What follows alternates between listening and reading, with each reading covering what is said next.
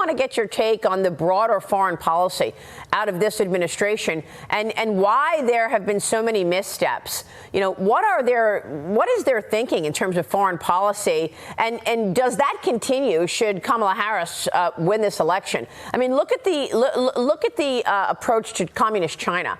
We now learn that a former top aide, the deputy chief of staff to New York governors Kathy Hochul and Andrew Cuomo, has been arrested and charged with being an acting agent of the Chinese government. She's 41-year-old Linda Sun, accused of using her high rank to serve the Chinese Communist Party. In exchange for millions of dollars and gifts, her husband was also arrested. The accused worked in state government for 15 years. She allegedly blocked Taiwanese leaders from accessing the governor, provided unauthorized invitations to Chinese leaders for travel to the U.S., and sought to shape the state's messaging on China's.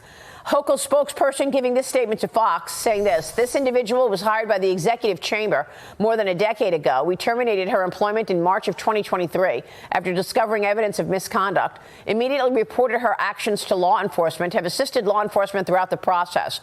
As the House could vote on multiple China-related bills during its upcoming China Week, I'm going to get to the China Week in a second, but I'd like to know why the Chinese Communist Party has been so effective at getting inside the gates of America and so effective at getting close to leading Democrats. I mean, look at Eric Swalwell. Look at Dianne Feinstein. Yeah. She had a Chinese spy, driving her car for 20 years. Eric Swalwell was helped by a Chinese spy win local elections. What's going on?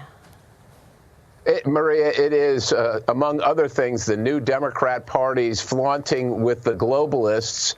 And they don't see a problem with China. That's the other side of the equation, that the Democrat Party doesn't see a problem with totalitarian regimes in government. You got Bernie Sanders, who honeymooned in Russia. And I'm talking the USSR, right?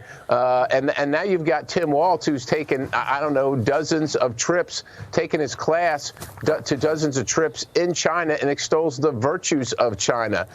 These folks don't get it, that these people that they're nuzzling up to are our enemies. So imagine how shocked they are when our enemy is right inside the gates that they've invited them into. I mean, Linda Sun was on a conference call during the pandemic that the public was not invited to with the New York State government regarding their response and whether China was involved. I mean, what do you expect when you do things like that? And so, I mean, it's worse than that. For 4 years, beginning in 2016, the Democrats were screaming Russia, Russia, Russia.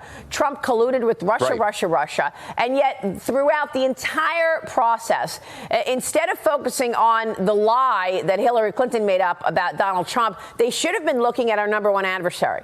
And they should have been stopping the number one adversary, that is Communist China, from getting inside the gates of America. Instead, we've got incredible access, so much so that we had a surveillance balloon traverse the country for a week. We've got Chinese police stations on the ground in America, their own police, really? Okay, we've got fentanyl flowing within the country, killing American citizens. We've got theft of intellectual property going on for decades. And now you've got people in high positions with spies in their office, the deputy chief of staff for the New York governor. I mean, give me a break. And senators all over Washington, as I just mentioned, Eric Swalwell. Why has the Democrat Party been so easy on communist China, allowing this kind of access? I think it's because they love the activity of the Chinese Communist Party vis-a-vis its citizens, and they wish they could have that control. Let's remember that China, even though you can take a trip there, their citizens live under a system of social credits and mass surveillance on a daily basis. Meanwhile, the United States, this administration, with the vice president running for president, is sending John Podesta, who is John Kerry's stunt double, over to China to talk to them about climate change. Right.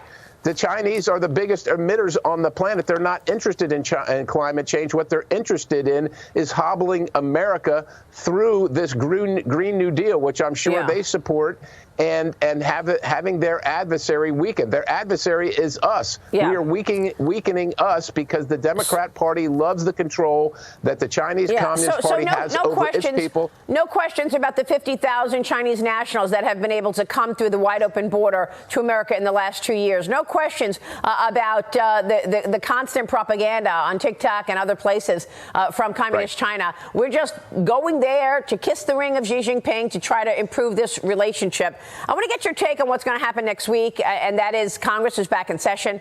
We've got a potential government shutdown looming at the end of September when funding is set to run out. I've reported on this program many times that House Speaker Mike Johnson wants to tie the continuing resolution to extend government funding through March of 2025 to the SAVE Act.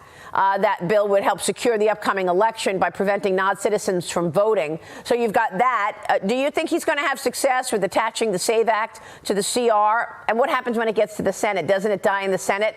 And what about this China week? What are you expecting? Well, at China Week, I'm expecting to see a lot of information that shows that the United States is vulnerable to China and that we need to stiffen our resolve, disallow them from being in our stock market, buying up American land. Simple reciprocity with China, I think, would go a long way. That's what I see for China Week. Regarding the spending, look, the House doesn't have a willing partner in the Senate. They've moved no appropriations bills through on the floor. And so I think you're going to see a CR with the SAVE Act. And then I think that we need to leave town, and that's what has to pass. The Senate will have to pass that and also secure our election in November. That's what I hope the strategy is, and that's what I hope the outcome is. Well, I don't understand why Chuck Schumer would not want to ensure that only American citizens are voting in the upcoming election. What's the problem there?